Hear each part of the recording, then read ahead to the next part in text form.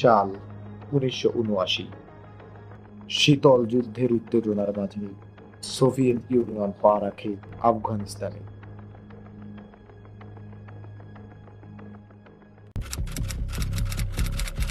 Communist সরকারকে রক্ষা করতে এলেও তারা মুখোমুখি হয় মুজাহিদদের তীব্র প্রতিরোধে।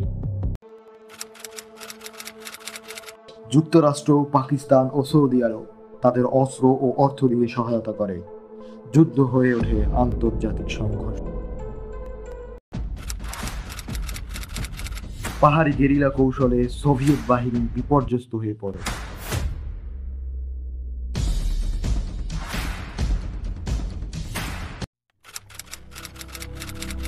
1989 সালে তারা আফগানিস্তান ছেড়ে চলে যায়। শেষ হয় এক রক্তাক্ত অধ্যায়। এই যুদ্ধ শুধু আফগানিস্তানকেই নয়, সোভিয়েত ইউনিয়নের পতনকেও ত্বরান্বিত করেছিল।